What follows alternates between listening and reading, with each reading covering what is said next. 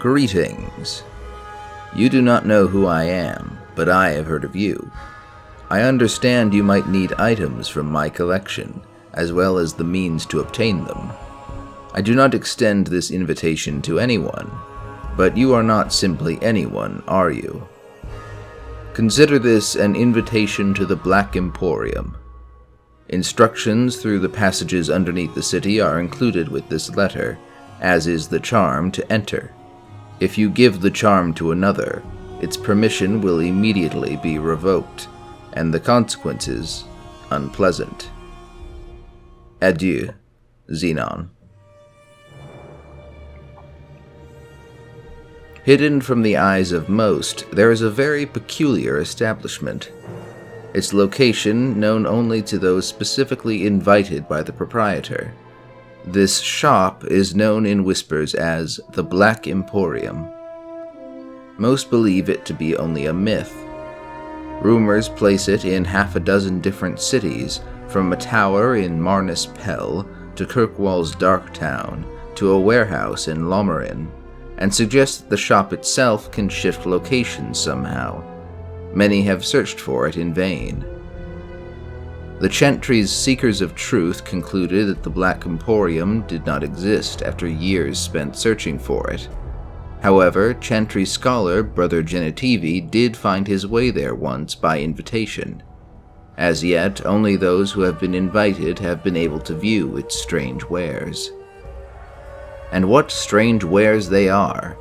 Censored works of art, a sealed box that screams when touched by a hammer, pickled apples from the ancient elven capital, Arlathan, a sealed vessel of tears shed during the burning of Treviso, a basket full of lost socks, a crate of deathwatch beetles said to foretell death in a household, dowsing rods, a candle mounted within the severed hand of a first acolyte of Razikael, and an entire chest filled with unanswered invitations addressed to various people for various social events spanning several centuries.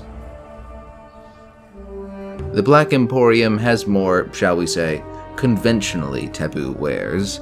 The proprietor is said to have an entire library on the history of forbidden magic, though perhaps the oddest tome in his collection is a perpetually expanding book called the Emergent Compendium.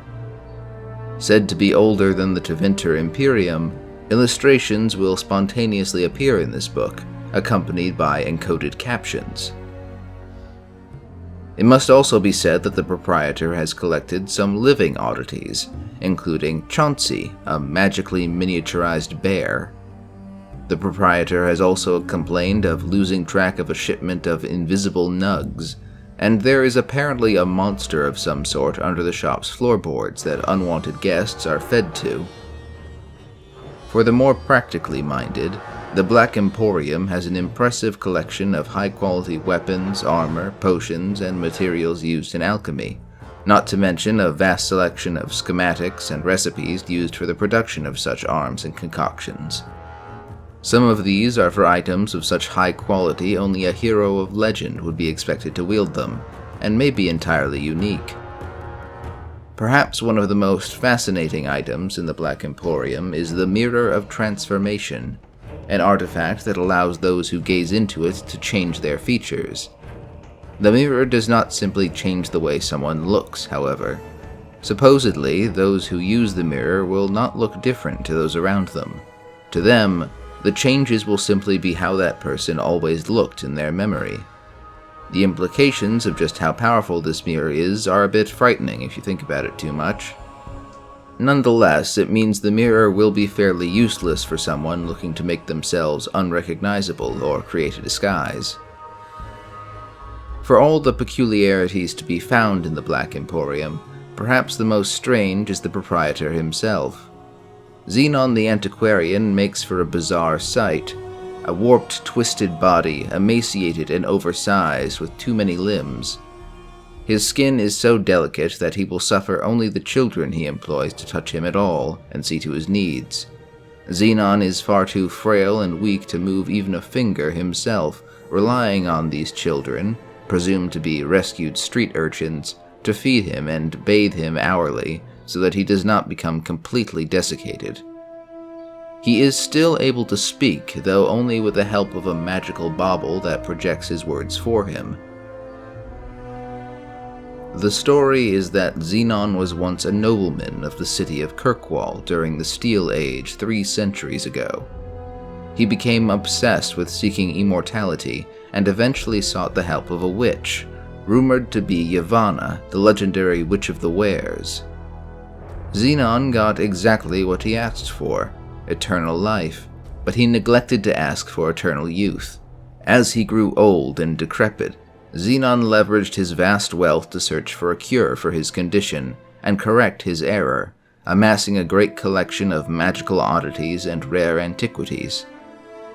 His quest continues to this day through the creation of the Black Emporium, selling parts of his collection and acquiring new artifacts in an effort to one day reclaim his lost youth. Some say his mind has started to follow his body down the path of decay, but he persists, shouting orders to his urchins and chatting with his specially invited customers.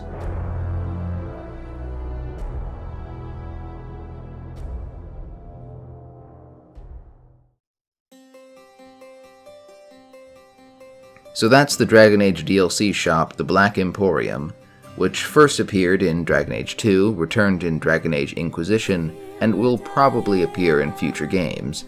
I certainly hope we can keep the Mirror of Transformation. Fun fact, there is actually a reference to the Black Emporium in Anthem. The bar in Fort Tarsis has changed ownership a number of times, and a previous incarnation was the Black Emporium, owned by a strange person named Xeno, who died after being struck by lightning. That's it for now. Have a nice day.